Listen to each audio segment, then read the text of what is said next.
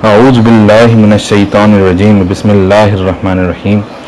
محترم ناظرین السلام علیکم، میں اشر آج ایک نئی ویڈیو کے ساتھ آپ کی خدمت میں حاضر ہوں اور آپ دیکھ رہے ہیں تعلیمی باغ۔ یہ کہانی مردوں اور عورتوں کے لیے یکساں اہم ہے، یعنی دونوں کے لیے ایک ہی طرح کی سبق کے لیے سنائی جا رہی ہے۔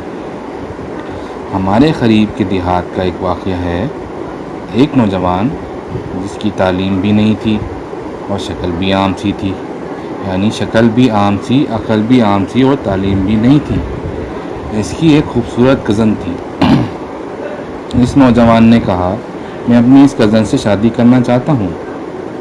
چنانچہ ماں باپ نے بھی ادھر زور دیا۔ لڑکی والوں نے لڑکی سے پوچھا تو لڑکی نے تو شروع میں ہاں کر دی۔ نکاح ہو گیا، رخصتی بھی ہو گئی، لیکن جب وہ آ کر اس کے پاس رہی تو اب اسے پتہ چلا کہ یہ تو بالکل جاہل ہے۔ وہ سوچ میں پڑ گئی کہ نہ عقل نہ شکل، زندگی کیسے گزرے گی۔ چنانچہ اس لڑکی نے دل ہی دل میں اس نوجوان کو ناپسند کرنا شروع کر دیا، مگر خاموش رہی۔ شادی کے 3-4 دن بعد عام طور پر دلہنیں اپنے ماں باپ کے گھر جاتی ہیں۔ یہ لڑکی بھی گھر چلی گئی۔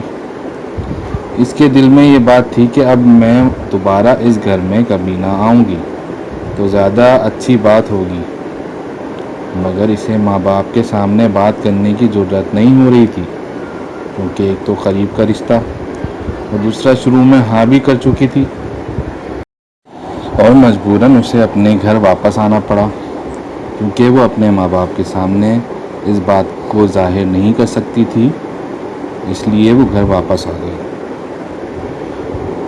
انہیں ایک گاؤں سے دوسرے گاؤں جانا تھا۔ راستے میں اس نے خاوند سے کہا، مجھے پیاس لگی ہے۔ قریب ہی ایک کنواں تھا۔ خاوند نے جا کر ایک طرف رکا اور کنویں سے ڈول کے ذریعے پانی بھرنے لگا۔ بیوی کے دل میں شیطان نے ایسی بات ڈالی کہ اس نے پیچھے سے اپنے خاوند کو کنویں میں دھکا دے دیا۔ جب دھکا دیا تو خاوند کنویں میں جا گرا۔ اس نے دل میں سوچا کہ اب یہ مر کھپ جائے گا اور ہمیشہ کے لیے اس سے جان چھوٹ جائے گی۔ اب وہ واپس ماں باپ کے گھر چلی گئی۔ اس نے ان کے پاس جا کر عورتوں والا مکر کیا۔ عورتوں والا مکر مطلب کہ اس نے وہاں جا کر جھوٹ بولا، کیونکہ عورتیں تو جھوٹ بولنے میں ماہر ہوتی ہیں۔ جسے اخوان یوسف نے مکر کیا تھا، ویسے ہی اس نے بھی مکر کیا۔ وہ روتی ہوئی گھر پہنچی۔ ماں باپ نے پوچھا کہ کیا ہوا؟ لڑکی نے کہا، خاوند مجھے بٹھا کر کہیں چلا گیا۔ میں اتنی دیر تک اس کا انتظار کرتی رہی۔ میں اکیلی تھی، مجھے ڈر لگنے لگا، کوئی غیر مرد آ جاتا تو میرا کیا ہوتا۔ مجھے جان کا خطرہ تھا اور عزت کا بھی خطرہ تھا۔ وہ تو بڑا بے پرواہ آدمی نکلا، اس لیے میں واپس آ گئی ہوں۔ یہ سن کر ماں باپ کو بھی بڑا غصہ آیا کہ اس نے ہماری بیٹی کو اس طرح لاوارث چھوڑ دیا اور خود کہیں چلا گیا۔ یہ ایسا بے وقوف انسان ہے۔ دوسری طرف جب وہ خاوند پانی میں گرا تو جان بچانے کے لیے اس نے ہاتھ پاؤں مارے تو اس کا ہاتھ اس رسے پر پڑ گیا جس کے ساتھ ڈول بندھا ہوتا ہے۔ اس نے اس رسے کو مضبوطی سے پکڑ لیا اور ڈوبنے سے بچ گیا۔ کافی دیر کے بعد اس نے ہمت کی اور آہستہ آہستہ رسے سے چڑھ کر باہر نکل آیا۔ باہر نکل کر اس نے سوچا کہ میں کیا کروں۔ اس نے دل ہی دل میں کہا کہ مجھے توقع نہیں تھی کہ میری بیوی میرے ساتھ ایسا معاملہ کرے گی۔ کوئی بات نہیں، میں دوبارہ چلا جاتا ہوں۔ تو ایک بار پھر وہ اپنے سسرال آ گیا۔ اتنے میں کپڑے بھی خشک ہو گئے تھے۔ جیسے ہی وہ سسرال کے گھر میں داخل ہوا تو لڑکی کے والدین نے اس کو بہت جلی کٹی سنائی۔ کہنے لگے، تو کیسا بے عقل انسان ہے کہ تو ہماری بیٹی کو اکیلے چھوڑ کر چلا گیا۔ تو تو بڑا بے پرواہ انسان ہے، تجھے اس کا ذرا خیال نہیں۔ انہوں نے جو کچھ کہا اس نے خاموشی سے سنا اور آخر میں صرف اتنا کہا کہ ہاں، مجھ سے غلطی ہو گئی ہے۔ بہرحال آپ اپنی بیٹی کو بھیج دیں، ہمیں گھر جانے میں دیر ہو رہی ہے۔ جب انہوں نے دیکھا کہ یہ بہت شرمندگی کا اظہار کر رہا ہے تو انہوں نے پھر بیٹی سے کہا، کوئی بات نہیں بیٹا، اس کو اپنی غلطی کا احساس ہو گیا ہے، اب تم گھر چلی جاؤ۔ واپسی کا راستہ اس لڑکی کے لیے بہت زیادہ طویل ہو گیا اور اس کے دل میں یہ بات بار بار آنے لگی اور ضمیر اس کا بار بار ملامت کرنا شروع ہو گیا۔ اگرچہ یہ ان پڑھ تھا، اگرچہ یہ بے عقل تھا، شکل اچھی نہیں تھی، مگر اس نے میرے ماں باپ کے سامنے میرے عیب تو چھپایا۔